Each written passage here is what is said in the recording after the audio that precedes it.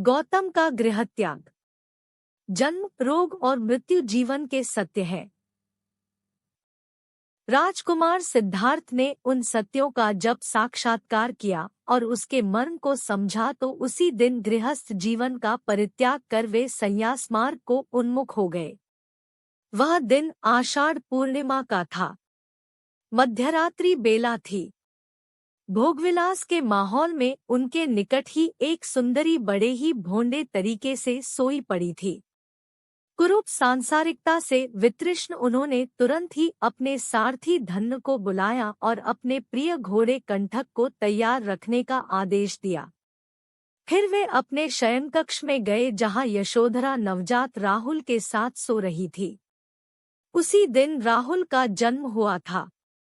अपनी पत्नी और पुत्र पर एक अंतिम दृष्टि डाल उन्हें सोते छोड़ कंठक पर सवार वे नगर की ओर निकल पड़े। रोकने के प्रयास में धन्य भी उनके घोड़े की पूंछ से लटक गया। कहा जाता है कि देवों ने कंठक के पैरों के टाप और हिनहिनाहट के शोर को दबा दिया और उनके निष्क्रमण के लिए नगर द्वार खोल दिए थे। कपिलवस्तु नगरी के बाहर आकर वे एक क्षण को रुके और अपने जन्म और निवास स्थान पर एक भरपूर दृष्टि डाल आगे बढ़ गए। रात भर घुड़सवारी करने के बाद अनोगा नदी तक पहुँचे जो कपिलवस्तु से 30 भोजन दूर था। कंठक ने 8 उसम चौड़ी नदी को एक ही छलांग में पार कर लिया। नदी की दूसरी तरफ उन्होंने अपने तमाम आभूषण उतार धन्य को दे अपने बाल और दाढ़ी अपनी तलवार से काट हवा में उछाल दिए।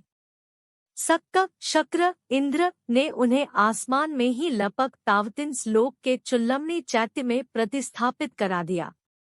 ब्रह्मा घटिकार ने तब स्वर्ग से उतर गौतम को कासाय, चीवर तथा एक सन्यासी योग्य 7 अन्य आवश्यक वस्तुएं प्रदान किए।